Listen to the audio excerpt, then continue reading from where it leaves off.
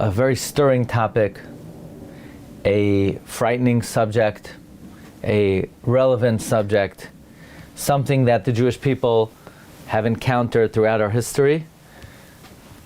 We have some good news about the Sefer Berchas HaTzadik. It looks like the first edition, there are extremely limited copies of the first edition. The first edition of Berchas HaTzadik are arriving in America today. Probably it will be available to the public soon with the second edition that's coming in the main shipment very soon. And if anybody wants to participate in upcoming volumes, we have the Sefer Davar Yafa B'itai in the works, Pnine Magid Rakia, Chinuch Habanim in English. You could let us know, and those are in the queue. Okay, today's topic is perhaps the topic that's on everyone's mind, and that is anti-Semitism. What is the meaning, the rationale, the understanding, the basis? What are the roots of anti-Semitism? Is it a phenomenon that exists in every generation? Is it something that just flares up at certain times? Are there sociological basis for anti-Semitism? So let's begin with a very powerful and stirring comment on the Haggadah Shel Pesach. We know one of the most dramatic segments of the Haggadah, we say, V'hi sha'amda l'avaseinu v'lanu. This is what has stood up for our forefathers and for us. Shelo yachad bilvad amad aleinu l'chaloseinu. Not one alone has stood up for us to destroy us. Ela shebechol dar v'dar, in every generation, oimdim aleinu l'chaloseinu. They stand up against us to destroy us. V'hakadosh baruch hu matzileinu miyadam. And Hashem saves us from their hand. So the Haggadah says, in every generation, the nations of the world stand up to destroy us. And then the Haggadah segues into what seems to be an unconnected point. Say ulamad ma bikesh Lavan harami lasas Yaakov Avinu. Go out and see what Lavan wanted to do with Yaakov Avinu. Well, what does that have to do with anything? We just said in every generation, the nations of the world stands up against us to destroy us. What does it mean? And what's the relevance of Say ulamad ma bikesh Lavan harami la'asos liYaakov Avinu? So, says Rabbi Yeshua Mikutna. Rabbi Yeshua Mikutna was one of the pre-war Polish Gaonim, one of the greatest Poskim and Gaonim of the 19th century. My great-great-grandfather, Rabbi Pesach Moshe Goldman, was a student of Rabbi Yeshua Mikutna and helped publish the work Yeshua's Malkai. He says, sometimes we think that, okay, anti-Semitism, we've read about that. There was anti-Semitism during the Holocaust. There was anti-Semitism during the Inquisition. There was anti-Semitism during the pogroms. And there are times of hatred and animosity, and then there are times of peace. But regarding that which the Haggadah says, in every generation they rise up against us to destroy us, okay, that's hyperbole, that's exaggeration. It doesn't mean every generation they rise up against us to destroy us. In our generation, they love Jews and they treat us with kindness, and we live in a nation of egalitarianism and liberty and equal rights. So therefore the Haggadah says, no. When we say in every generation they rise up to destroy the Jewish people, this is not exaggeration, this is not hyperbole. Look at Lavan Harami. Lavan Harami, he sweet-talked Yaakov Avinu. He says, why didn't you give me a chance to kiss my sons and my daughters? I would have sent you out with song. And yet Chazal say that in his heart of hearts, in his soul, he was laying in ambush and he wanted to uproot everything. Lavan bikesh la'akoras hakoil. What the Haggadah is saying is, when we say in every generation they rise up to destroy us, we mean in every generation.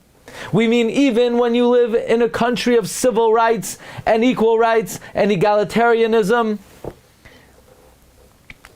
and religious freedom.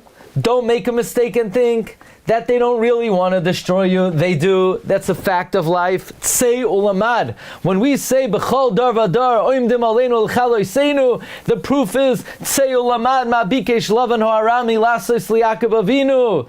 Even though Lavan said, I want to kiss you, I want to hug you, we love our Jews. We just love our Jews. That's what they say. Uvekirbai yasim arvai. In their inside, they lay in ambush.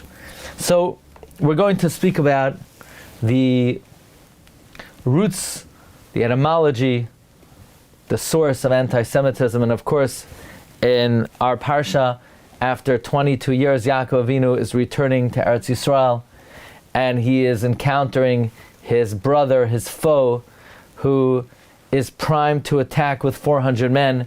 The pasuk says, "Vayaratz Esav likrasai." Esav run toward him. Vayichabekehu. He hugs him. Vayipol al tzavarav. He falls on his neck. Vayishakehu, and he kisses him. Vayivku, and he cries. Rashi points out there are dots on the word Vayishakehu, and there are different interpretations.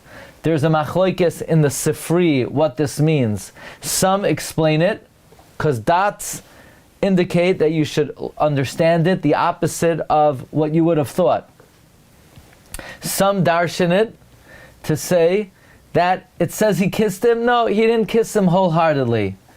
Says Reb Shimon ben Yochai, no, halacha hi biyadua.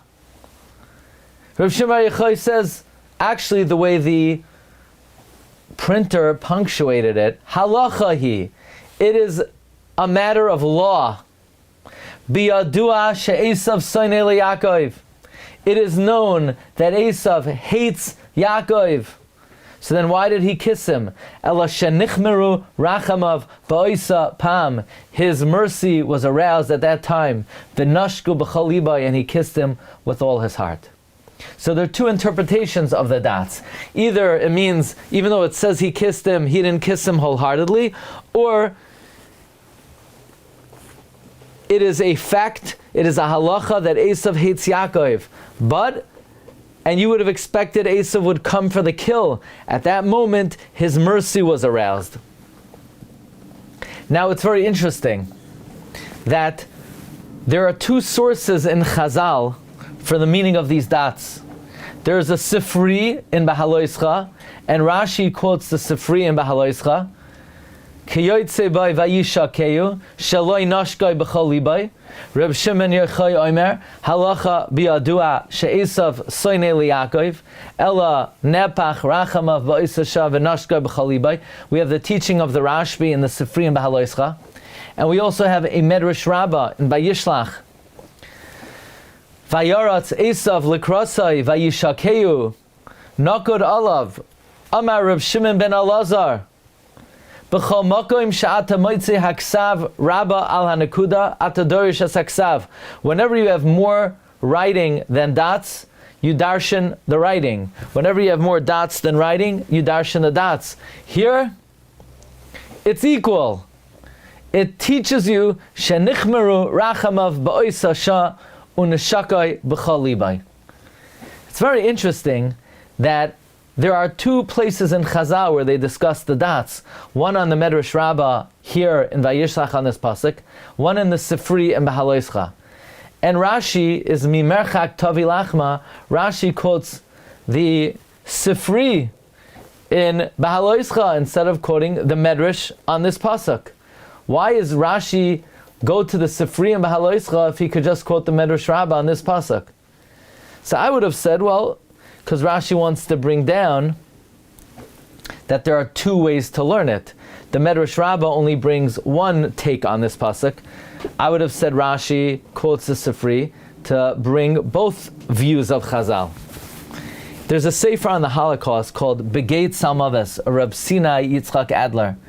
And he says the reason Rashi quotes the Sifri is, again, in the Medrash Rabbah, the Manda Amar, the Baal HaMemra is not Reb Shimon Bar Yochai, it's Reb Shimon ben Elazar. In the Sifri, it's the Rashbi.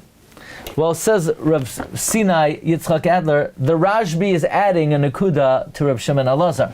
Rav Shimon Elazar is just saying that he kissed him with all of his heart, which you would have expected him not to, and the Chiddush is he kissed him with all his heart. But the Rashbi is adding a Nakuda, and that Nakuda is Halacha hi biyadua she'esav soneh liYaakov. The reality of life is that Esau hates Yaakov. And the point being, even at this moment when he's kissing him with all of his heart, even at that very moment, Esau hates Yaakov. The reason Rashi brings from the Sifri is to indicate even at this very, very moment, when Esau is kissing Yaakov, but in his heart there's a raging hatred and animosity to Yaakov. I would say that there's an important reason why Rashi quotes the Sifri over the Medrash Rabbah in this week's Parsha. And this comes from a great Chiddush of Rabbi Nachum Zemba. Rabbi Nachum Zemba is widely quoted regarding this point. My grandfather, Harav Mordechai Leib Glatstein, was a student of Rabbi Nachum Zemba and a ben bayis by Rabbi Nachum Zemba. Our friend, the eminent writer, Rav David Avram Mandelbaum, the author of Pardes Yosef HaChadash, wrote an amazing biography about Rabbi Nachum Zemba. Actually, Rav David Avram Mandelbaum is the author of the biography on Reb Meir Shapiro. He's the author of the biography on the Kuzha Glover. He's the one who put together, I'm sure you've seen the Pardes Yosef on Chumash. The Pardes Yosef was written by one of the Polish Gaonim on Bereishis Shemais and Vayikra, and Rabbi David Avram Mandelbaum of Bnei Brak completed it on Bamidbar and Devarim. He's the author on the Svarim of Shas, Daf al Daf. And like I mentioned, he authored the biography on Rabbi Nachum Zemba. He asked me if I know anyone who could help him out. He's now putting out the biography on Rabbi Nachum Zemba in English. So he asked me if I could put in a good word, if anybody would like this eminent Gaon to help him put out Rabbi Nachum Zemba in English, please let me know. Actually, I was able to give him some information about Rabbi Nachum Zemba from my grandfather's writings. Firstly, my grandfather wrote that Rabbi Nachum Zemba was able to answer up stiros in the Rambam while he talked to people. He could do two things in his mind at the same time. Rabbi Nachum Zemba also said, the Havdalah bein Or l'Choshech is the same level of Havdalah bein Yisrael l'Amim. You want to know how fundamentally different Yisrael is from the Amim? That's the difference between Or and Choshech. Well, it happens to be there's a Sefer Chidushe Hagarmaz, which was also put together by Reb David Avram Mandelbaum, and he brings one of the astounding chidushim of Rabbi Nachum Zemba. Says Rabbi Nachum Zemba says, why is the Baal HaMemra Halacha biyadua she'esav soneh liYaakov? Why is it Reb Shimon Bar Yochai? Also, what's the meaning of halacha? You're going to call anti-Semitism halacha? How would you call anti-Semitism halacha? We're saying halacha biyadua she'esav soneh liYaakov. It's a phenomenon. Why do we call it halacha? So Menachem Zemba said as follows. He says, many people try to give rationalizations for anti-Semitism. But reality reflects there is no rationale and logic for it. Because each anti-Semite hates Jews for the exact opposite reason that the other anti-Semite hates Jews. Some hate Jews because we're capitalists. Some hated us because we're socialists. Some hated us because we're communists. Some hated us because we controlled society. Some hated us because they said we're leeches on society. And in the same country, you could have anti-Semites and they hated us for exact opposite reasons. which obviously shows that none of the reasons are the real reasons. What is the real reason? That's why the Rashbi is the one who tells us, Halacha biyadua she'esav soinei liYaakov. Well, who's the Rashbi? The Rashbi in Bava Metzia, says Rav Menachem Zemba, Daf Kuf Tesvav, he's doiresh taima dekra. He always could explain the reason for psukim. The Rashbi would say, we wear tzitzis because of this reason. We wear tefillin because of this reason. We daven for this reason. We learn Torah for this reason. He was doiresh taima dekra. The Rashbi always had a logic for everything. But when it comes to anti-Semitism, halacha hi biyadua, meaning it's like a halacha psuka. There's no logic, there's no reason, there's no rationale. It's a reality of life.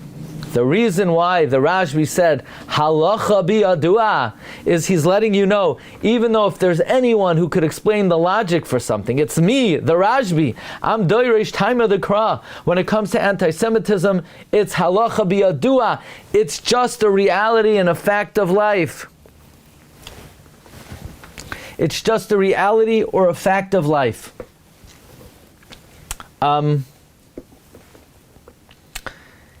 Which I would humbly suggest, the reason why Rashi quotes the Sifri in Behaloischa as opposed to the Medrash Rabbah is because it's so much more profound when we hear this teaching from the Rashbi. The Rashbi is the Baal HaMemra and the Sifri in Behaloischa. Because when it comes to anti-Semitism, it's important to know that this is not just a phenomenon, it's a halacha, it's a reality. And it's a reality, and who tells us it's a reality? The one who ordinarily is doiresh taima dekra. Now it's interesting, this idea that anti-Semitism is a halacha, the Yismach Moshe, in Parshas Vayishlach. By the way, I want to tell you something interesting. You know, there's a question, we have a parsha named after Balak. You know, we don't have a parsha named after Avraham or Parshas Moshe, but Balak, he has his own parsha. Why do we have a parsha named after Balak?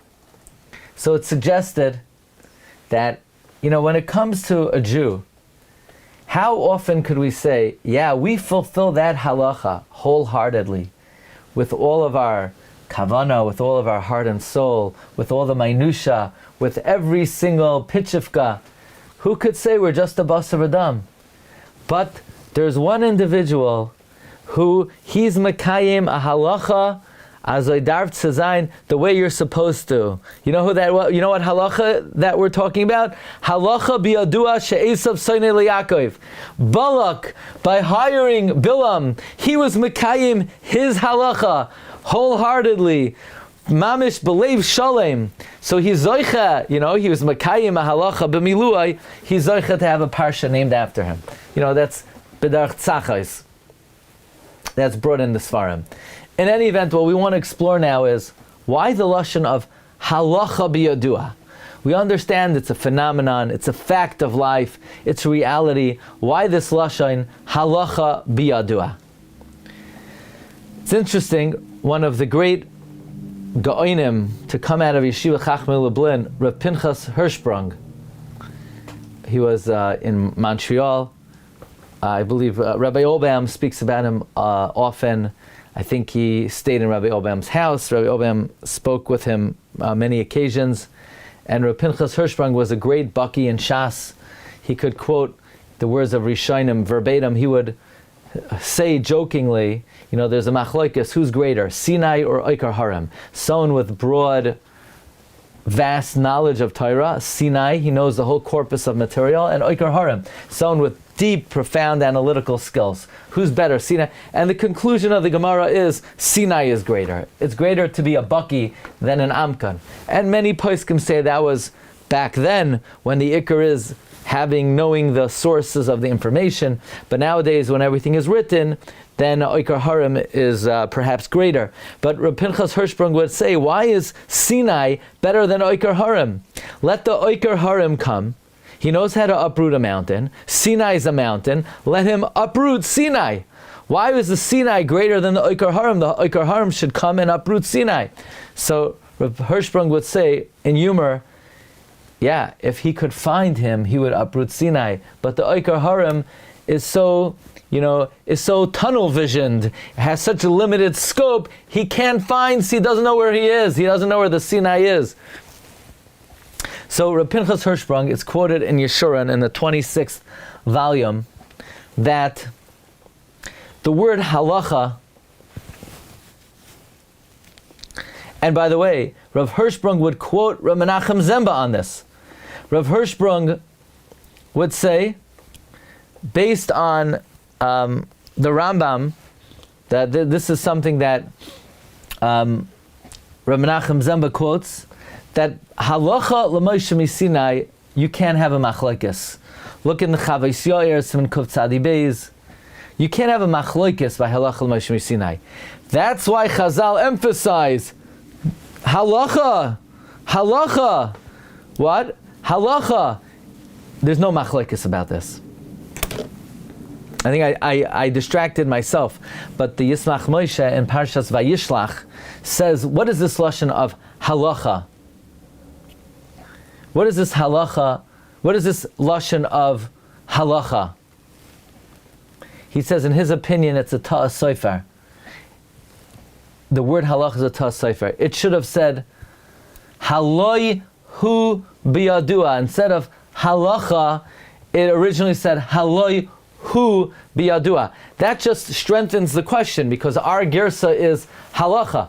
The Yismach Moshe finds it so unusual to have this girsa halacha that he says the correct girsa is haloi hu biyadua. But we're trying to explain what is the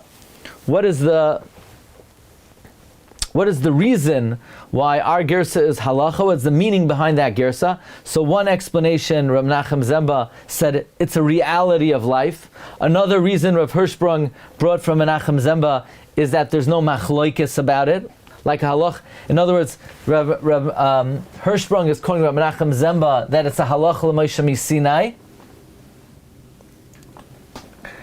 and therefore there's no machlokes about it. That's a second aspect of halacha. Rav Moshe in Igros Moshe Choshe Mishpat, Chelik Beis Siman Ayin Zayin, also invokes this statement of the Rashbi to show how it has halachic ramifications.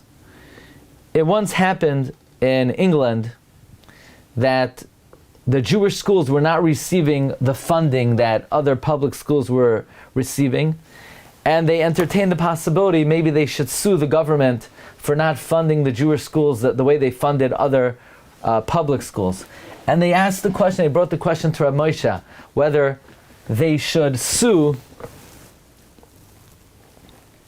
They brought the question to Rav Moshe whether they should sue the government and enlist the aid of countries that are sympathetic to the needs of the Jewish community to help sue the government and pressure the government, maybe to get the United States involved. And Rav Moshe said, bad idea. It's a bad idea to enlist the help of foreign aid. Why? Because it's going to cause Eva. It's going to provoke the government. If you enlist the help of the United States against the government of England, it's going to cause Eva. It seems that on the outside, the English government is sympathetic to Jewish causes and they're not anti-Semitic. Says Rav Moshe, that's what it seems on the outside.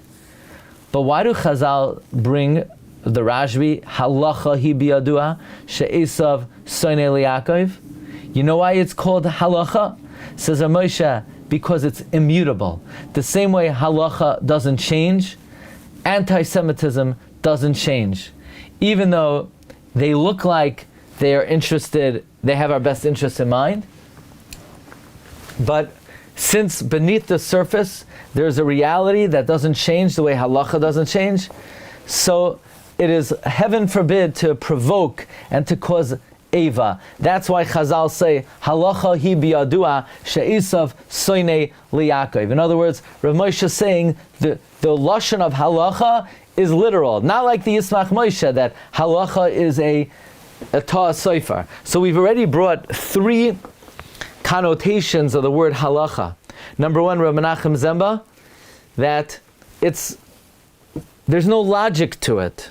There's no logic to it. It's the Rajbi that there'll always be diametric and antithetical reasons for anti-Semitism, because there is no reason, it's just a reality of life.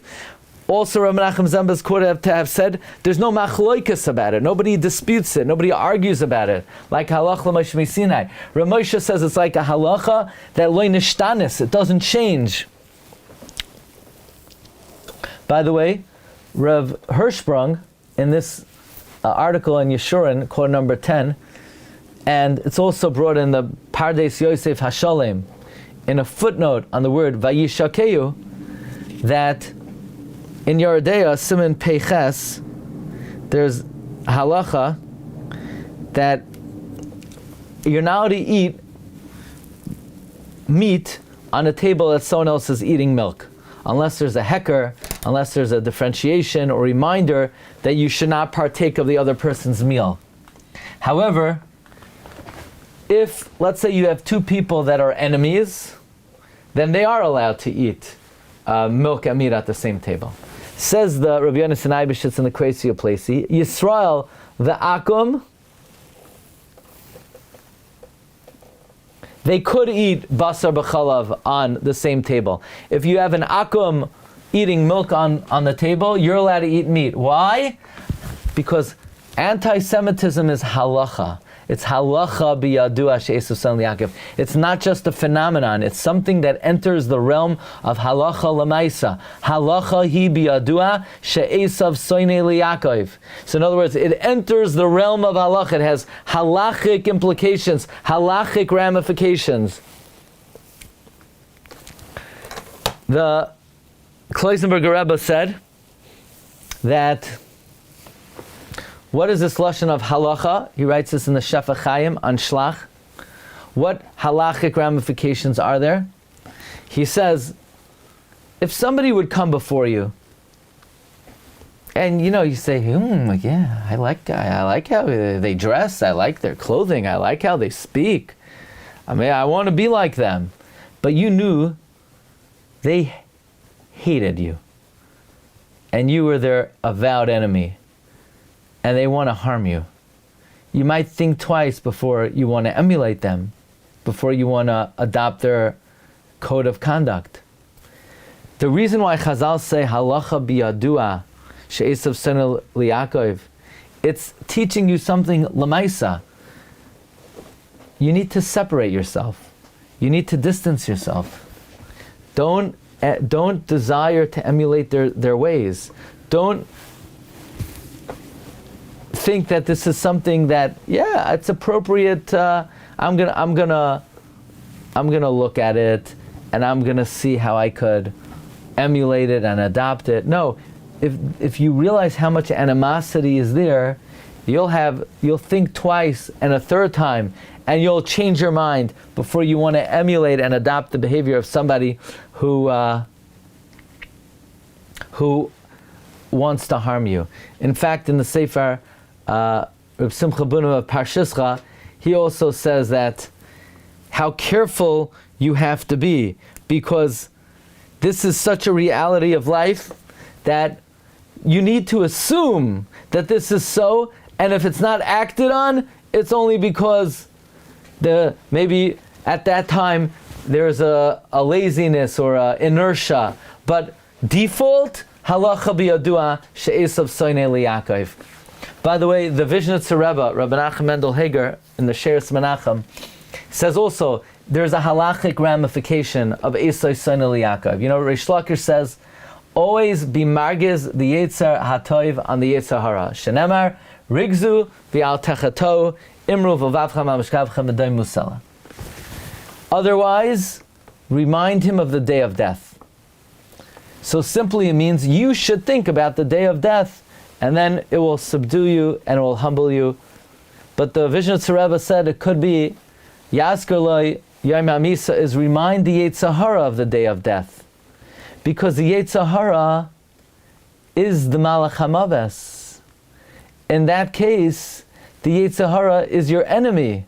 And if he's your enemy, don't rely on his edus. since he's the Malach HaMavis, he's going to be the one to kill you, so he hates you, so he's Pasal Eidos. Why would you listen to his advice? Why would you listen to his advice? You know, the Ramah says that if you don't speak to your friend for 3 days out of hatred, you're considered an enemy, and that person can't judge you. That's why the Magen Avram says you should be mafresh yourself, separate yourself 3 days before the Yom Naraim. Why? Don't attach yourself to the Yetzer Hara for 3 days. So this way, he's considered an enemy and he won't be able to judge you. That's why Rav Shimon Yochai says, Halacha biyadua she'esav soinei liYaakov. What's the halacha? The halacha is, since Esau hates Yaakov, and Esau is the Yetzer Hara, so Rav Shimon Yochai says, now the Yetzer Hara will not be able to judge a person. Since the Esau, who's the Yetzer Hara, is soinei liYaakov, and a soinei cannot judge, so now the Malach HaMavis can't judge you la'asad lavai. And the Vishnitzer Rebbe says maybe that's the meaning of the Rashbi who said I could pater the whole world from Midas Hadin. Why? Rav Shimon Yochai is now disqualifying the Yetzer Hara to judge Klal Yisrael because he's a soinei. Halacha bi Reb Shimon is l'shitase. Reb Shimon who says Yacha ani lifter kol olam mimidas hadin.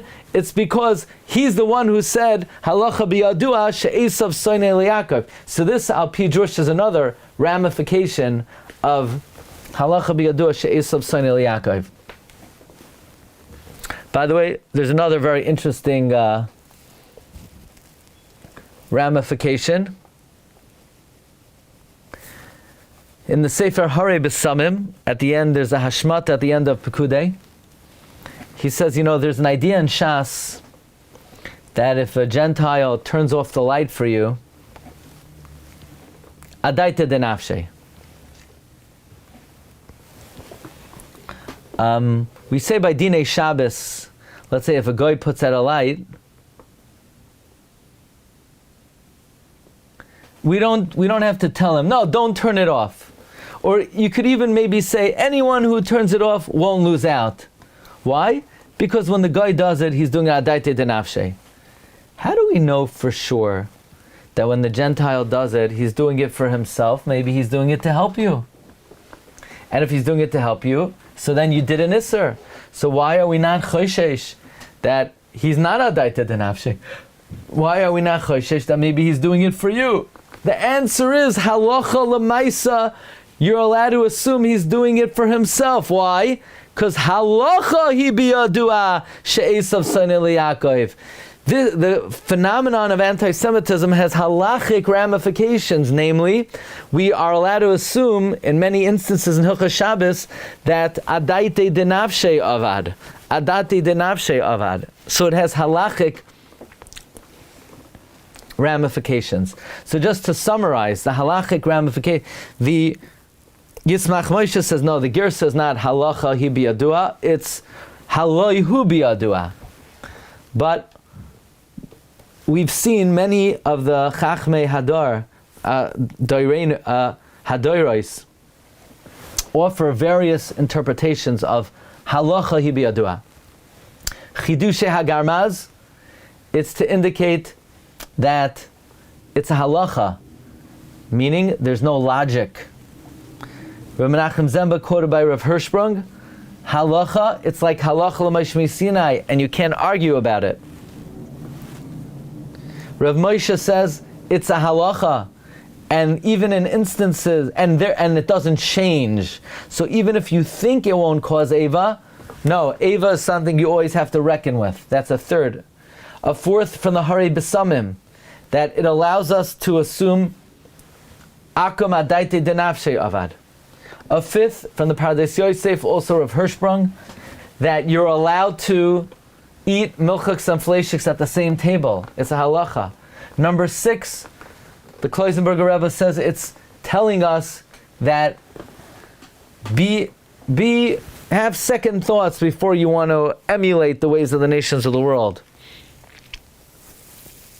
The Vishnitzer Rebbe says, because Esau is a soinei, so now he's puzzled to judge us la'asilava, and this is Reb Shimon Shitasa who said, Yachar liftos kol olam kulam midas hadin.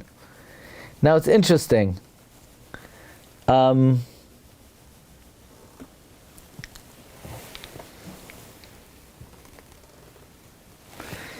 David Cohen of Gvul Yavitz brings that there's another aspect of anti-Semitism. There's another aspect of anti-Semitism. What is that?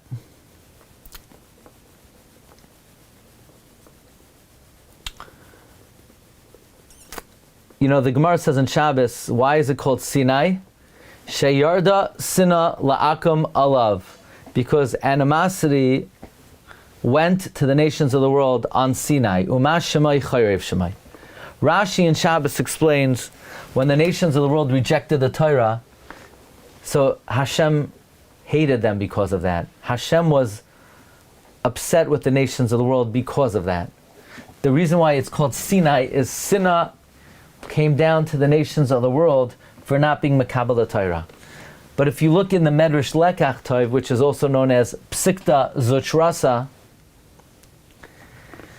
the Medrash says, why is it called Sinai? Sheyarda mimenu sina la'ovdei koichavim shehein mekanin es Yisrael b'toirasan. They are jealous of us. You know why it's called Sinai? You know where anti-Semitism comes from? Because the nations of the world are jealous that we have the Torah. Rav David Cohen says that there's an nafkamina between these two reasons. If it's because of jealousy,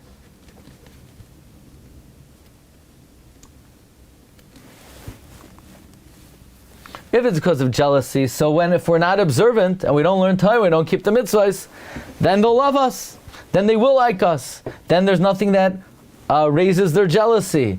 But if it's halacha biyadua she'esav son el Yaakov, then it makes no difference whether we keep the Torah or not. It's interesting, friends, that after 9/11, our Rosh Yeshiva, Rav Henach Libu at Zecher Tzaddik Livracha, had an astounding perspective on 9/11. He said, you know what the lesson of 9/11 was?